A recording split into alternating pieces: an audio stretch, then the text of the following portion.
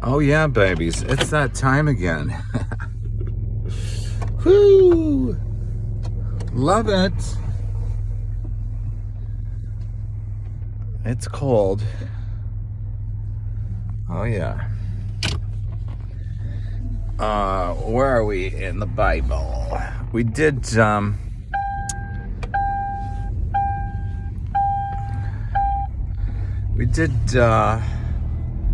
Revelation 2 last night. Not real interesting. It's that section where supposedly it's Jesus talking to several churches and saying, kind of giving them a report card. You do this well, but I don't really like what you do over here. You do this well, but I don't really like what you do over here. I mean, come on now. It sounds like his, like I'm saying, like his report, marking period 1 report cards were due. Don't buy it. I don't buy it.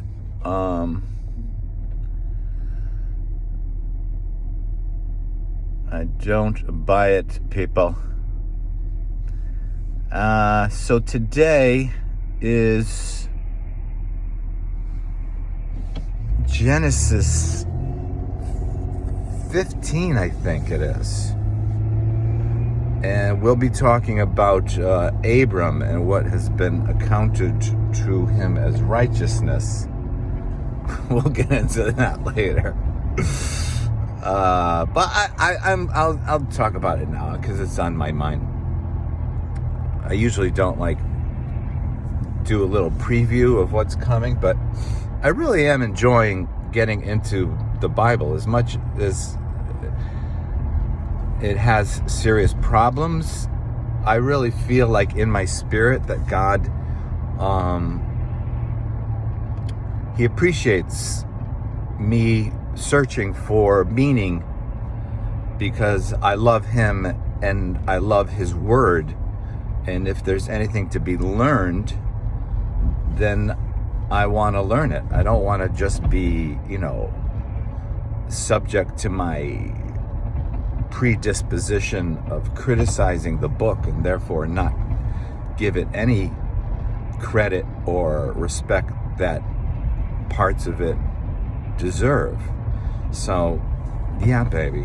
In case you were having trouble figuring it out, I just figured it out for you. All right. You're welcome. Yeah, so I'm really enjoying it, and the reason I'm bringing this up is because it's an example of the power of paradox.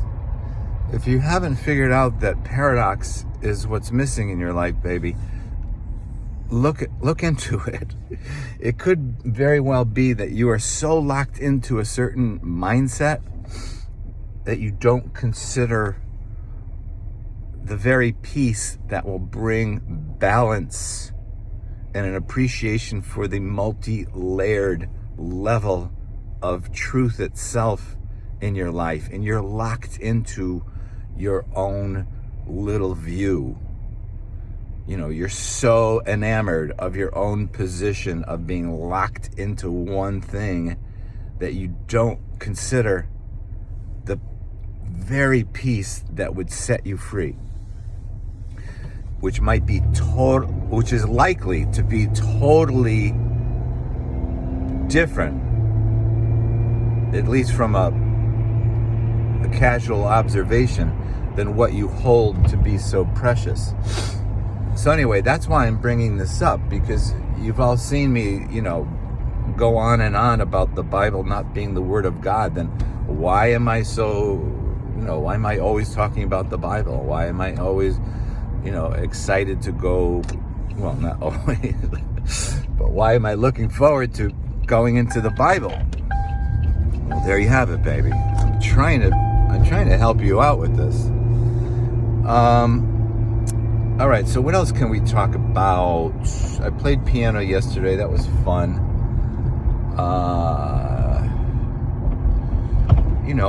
My playing was its usual sloppiness, but I was enjoying myself. I was getting my ideas out as best as I could. So that's all I really care about. And yeah, it was to secular music, but they're happy songs for the most part. I don't really get into like playing dirges or really depressing things. I can't stand the blues. Even though I often will play a blues scale, it's got to be over a chord structure that is not a 1-4-5 typical blues structure. Otherwise, I will just lose my mind. Very occasionally I'll get into it, but very rarely. So that was fun. I'm going shopping now for a few things that I can afford. Today is tuna week, so it's just going to be tuna, bread, eggs, mayo, coffee. That's it. What was I was thinking of something. Oh, you know how I always talk about, like, look around you. There's always something that can be used as a lesson in the spirit. And I was thinking some of you might be a little confused on that. So I think I might want to touch on that. And that is, when I say look around you, there's always something to teach you in the spirit. What I'm not saying, which I think some of you might be thinking, I'm not saying that there's a reason for everything and that, God is revealing things to you constantly or trying to, but you're just not being aware. What I'm saying is his mind and the levels of his understanding and inspiration in the world is so deep that because he's the creator and because he is life itself,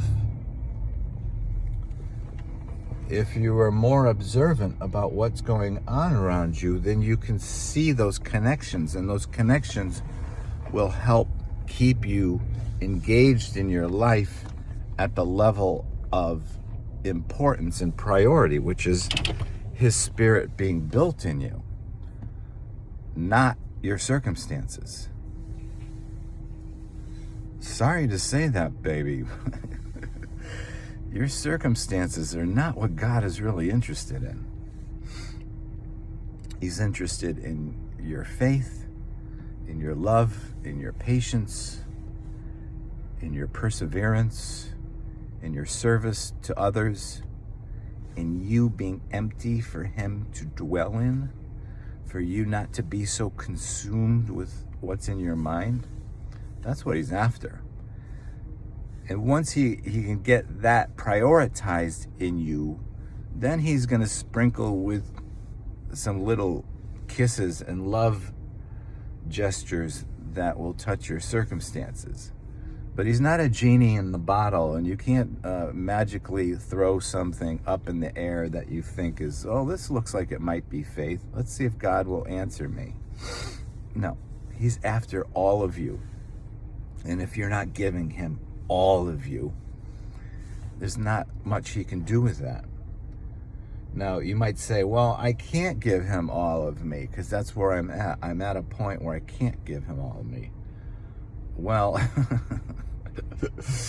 I hate to say it, but that is what he's after. And if it means he needs to touch your circumstances, which you were highly prioritizing in your brain and in your heart, then that's what he's going to touch, because not because he's mean, but because he loves you and wants to set you free.